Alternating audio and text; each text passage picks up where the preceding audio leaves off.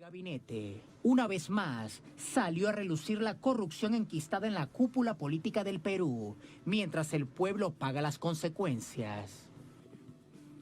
Vamos con el análisis. Para ello nos acompaña Martín Guerra, es analista político, es escritor, es miembro de la organización Izquierda Socialista, nos acompaña desde Lima. Martín, muy buenas noches, ¿cómo te va? Bienvenido. Muy buenas noches, Tatiana. Es un gusto estar una vez más en tu programa. Muchísimas gracias. Dicen los medios de comunicación hoy que se presenta denuncia constitucional contra Vizcarra, Massetti y Astete, la ya ex ministra de Exteriores, dentro del Congreso del Perú. ¿Qué crees con respecto a lo que pueda suceder allí? Se ha anunciado con bombos y platillos esta presentación de denuncia constitucional. Sí, un escenario electoral en donde además se enrarece el ambiente por la aparición de tantos candidatos. Hay una fragmentación impresionante, no solo en la izquierda, como siempre se nos adjudica eso, sino también en la derecha. Hay candidatos de todos los matices.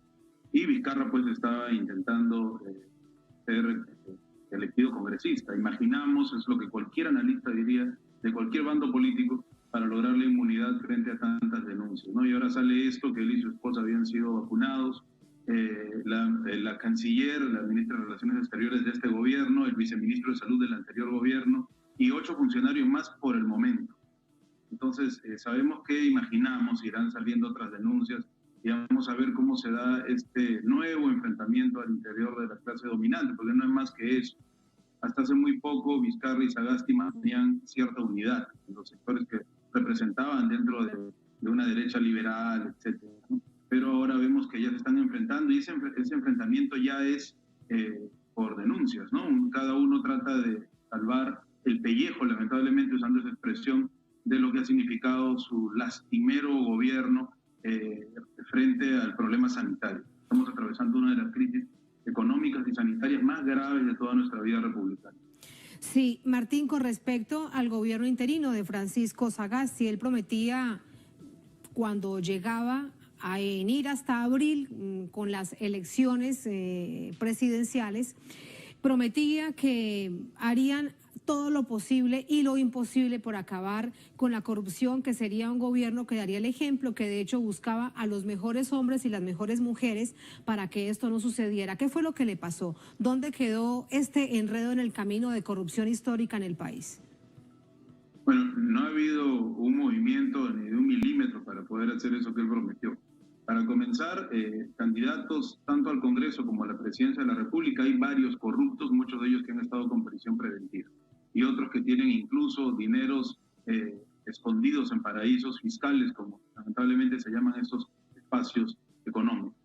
Además de eso, ha habido una represión muy fuerte a los trabajadores agrarios los meses pasados y hay total represión a cualquier tipo de demanda sindical de cualquier gremio, sobre todo de los trabajadores y las trabajadoras más afectados, que pertenecen no únicamente a industrias, ¿no?, que son muy pocas en realidad, sino sobre todo a los trabajadores informales que han sido reprimidos y ahora en la cuarentena que estamos viviendo están pasándola muy mal.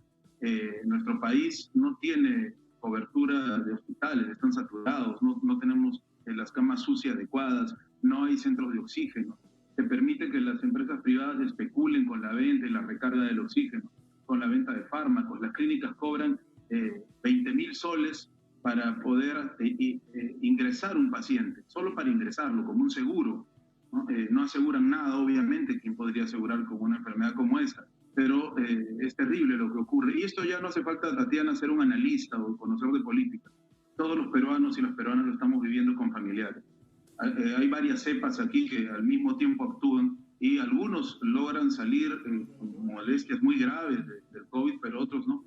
Incluso uno de los periodistas más reconocidos del país, que es César Hildebrand, pone en tela de juicio las cifras oficiales y habla de más de 100.000 muertos. Y los niveles de contagio son espeluznantes, ¿no? Y no porque, como la prensa de la derecha trata de decir, Martín, el virus es así. Sí, no, si hubiera un desarrollo y una organización sanitaria sería distinto. El gobierno dice, según cifras oficiales, que los muertos son 43.000. Es decir, que hay un subregistro del doble en caso tal de que se compruebe esto que dice usted de este periodista, que también eso lo han denunciado organizaciones de trabajadores de la salud. Estamos hablando entonces de un tremendo subregistro en el país. Sí, es lamentable y da mucha pena. Los casos de desgracias, es increíble. A veces tenemos que hacer cadenas solidarias para buscar una cama UCI para alguien que está al borde de la muerte, y hace 3 días, por contarte solo un caso, perdimos un profesor muy querido por sus alumnos, que no se logró la cama UCI y falleció, sencillamente porque no se le podían dar los tratamientos de cuidados intensivos. Sin embargo, nuestro país, en cuanto a las relaciones exteriores, continúa con su crítica a modelos que le son adversos a los Estados Unidos, y nos hemos colocado, pues, como siempre, de cola del imperialismo. Y eso tiene mucho que ver con lo que está pasando aquí con las vacunas. Todo se hace a través del lobbies, ¿no? Que funcionarios se vacunen cuando se nos dice que los lotes de vacunas que están llegando son para los trabajadores de salud, que han fallecido muchísimos y que se arriesgan todo el tiempo. Y los primeros en vacunarse son ministros, viceministros, e incluso hay un congresista, por lo menos más sincero, del fujimorismo, que está pidiendo que se les vacune, ¿no? Por lo menos es sincero, pero sin vergüenza, obviamente. Y frente a eso, no hay una clarificación de las cuentas de la compra de las vacunas, porque la ex ministra, que tuvo que renunciar por incompetente y que ha sido ministra de gobiernos neoliberales como el gobierno de Toledo, el gobierno de Alan García, el segundo, y después de Vizcarra y de Sagasti, Pilar Macetti, señala que no puede clarificar las cuentas porque es secreto nacional. Y ahí es claro que no accedimos a la oferta rusa, y después estuvimos, bueno, el gobierno, ¿no?, en negociaciones bajo la mesa con varias empresas británicas, estadounidenses, y al final se terminó adquiriendo Sinopharm, pero bueno, recién ha llegado el segundo lote. ¿Y cuándo será que se vacunará al pueblo peruano, que es el que está saliendo a la calle, y que de alguna otra manera, por el gran índice que tenemos pre-pandemia, el 70% de trabajadores informales, no quiero imaginar la cifra, algunos hablan de 85 hoy en día, están en la calle y que al salir, pues, para sobrevivir, porque deben trabajar, se contagian y contagian? Sí, Entonces, con todo esto, Martín, permíteme preguntarte, porque claro, con esto que nos dices queda un escenario bastante claro. Hay una indolencia por parte de un gobierno que decide vacunarse antes que vacunar, por ejemplo, la primera línea, que son los trabajadores de la salud, que nos han dicho precisamente aquí en Noticia, en otras oportunidades, que cada 24 horas muere un trabajador de la salud en Perú cuando están al frente de la COVID-19. Quiere decir entonces que en este poco tiempo de gobierno de Francisco Sagasti, la conclusión es que ha estado de espalda al pueblo, que poco o nada ha hecho con respecto a la atención de salud en un momento tan complejo para el país, para el mundo, como es la pandemia. eso es cierto. Poco o nada se ha realizado.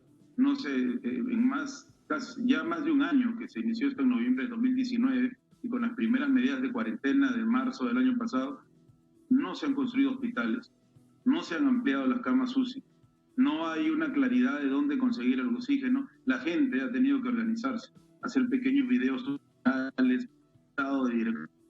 Es la gente, el pueblo, la que se ha organizado. El gobierno no ata ni desata, ni el de Vizcarra. Entonces estamos enfrentando una crisis sanitaria que va a traer una crisis económica y una crisis moral muy fuerte, en un escenario donde se vienen además las elecciones, y la mayoría de los candidatos, pues, no tiene una visión clara de lo que quiere el país, y nuestra población se siente por fuera del escenario electoral, no siente que el escenario electoral le compete en estos momentos. La gente está luchando por sobrevivir.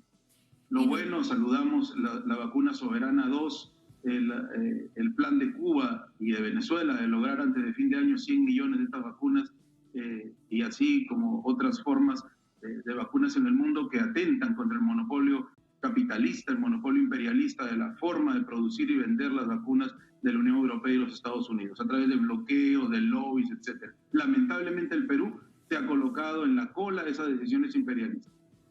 Y como cosa curiosa, justo una ministra de Relaciones Exteriores se vacunó, ¿no? Entonces hay una gran relación entre lo que se piensa y la corrupción, lamentablemente.